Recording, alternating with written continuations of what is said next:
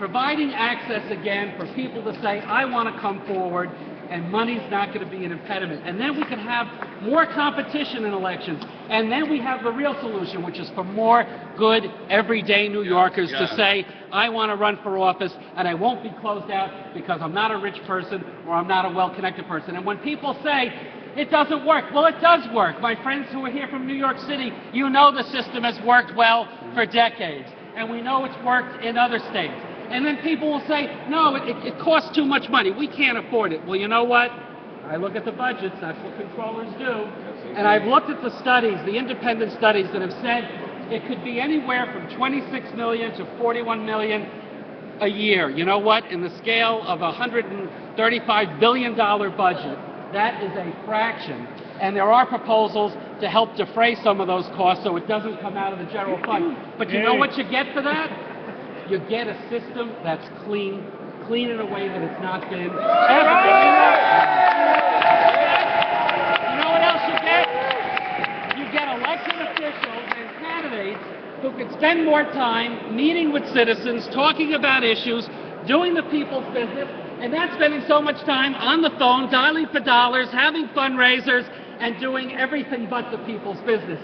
You know, you get a great return on investment by having public financing of elections in New York. When is the time for us to have it? Now. What session do we want it? Now. So the task is an important one.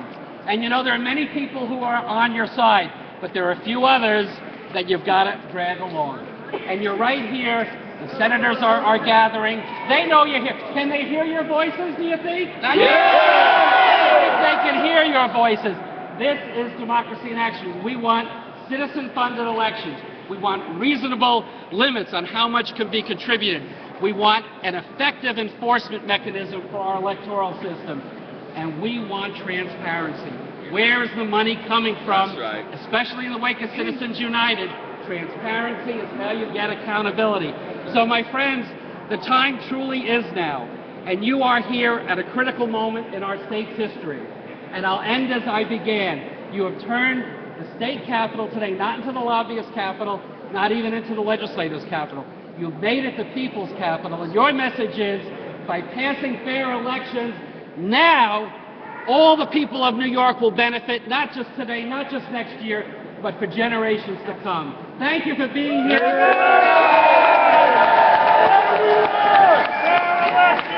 Good job, sir. What do we want? What do we want? What do we want? What do we want?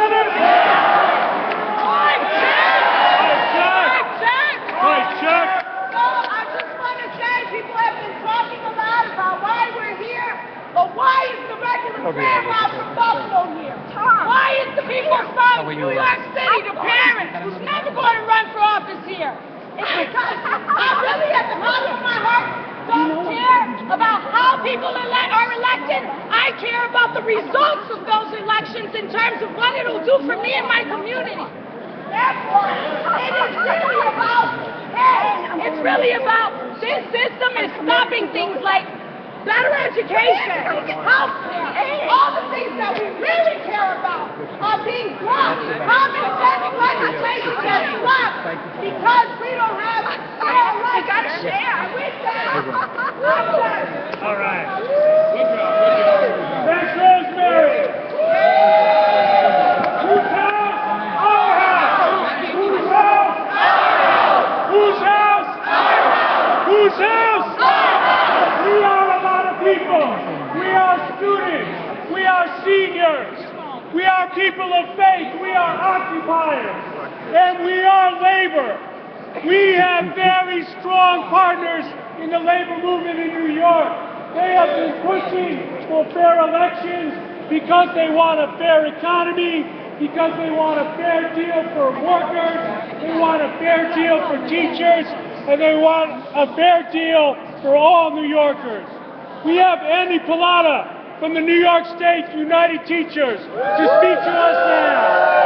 Hello. You're next. We are here today to say we are proud to be part of this coalition, to stand with working people, middle-class people, as they try and get the rights and the opportunities the opportunities that we all want, that we want for our children. I was a teacher for 24 years. I would be ashamed to say that we didn't stand on the right side of fair elections. We need fair elections now. We can't afford to wait. We need them now. We thank the Assembly for speaking up and passing the bill. But what we need is for the Senate to take a stand and vote. Bring this to the floor and vote. We need to show a society that this is what democracy looks like. This is what democracy looks like. This is what democracy looks like. This is what democracy looks like. This is what democracy looks like. Thank you, Mike.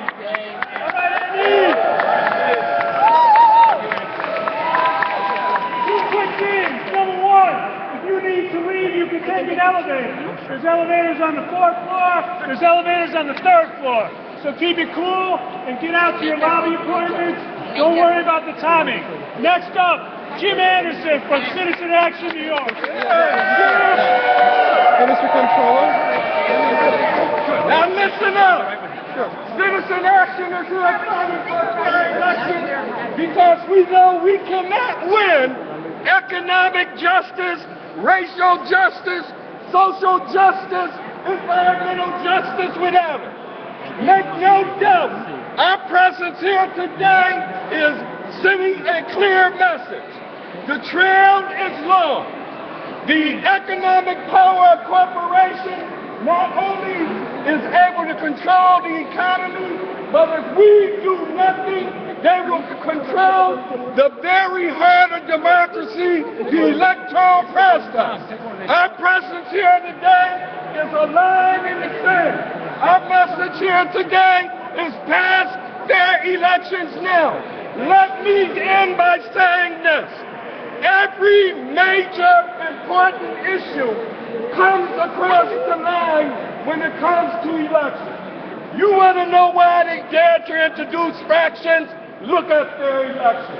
You want to know why we don't have monies in our schools? Look at fair elections. The politicians who have abandoned their statesmanship and been lured into acts of corruption have got to go.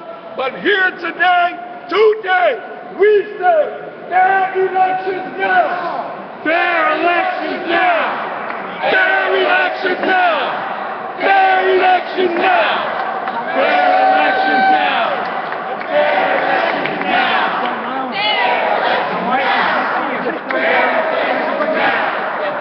All right, to speak to you now from the Communication Workers of America, national leaders for democracy, national leaders for economic justice, leaders in New York of the fight for fair elections. Bob Master, where's he at? There he is. I'm going to do this by mic check. Mic check. Mic check. Mic check. Mic check. The question before us is a simple one. It is not a political question. It is not a legislative question. It is a moral question.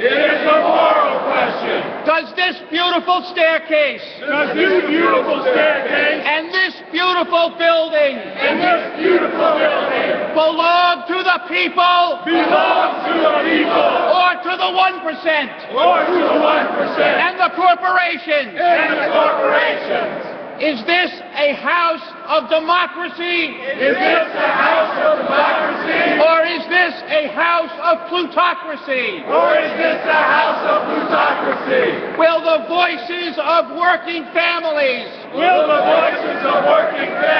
at long last drown out the voices of the 1% and the corporations? Remember, when you talk to legislators, be Keep it simple. Keep it simple. It's a moral question. It's a moral question. And as Dr. King famously said, the moral arc of the universe the moral arc of the universe is long, but it bends towards justice. And that's why the Senate and the governor must follow the example of the Assembly and restore democracy to this House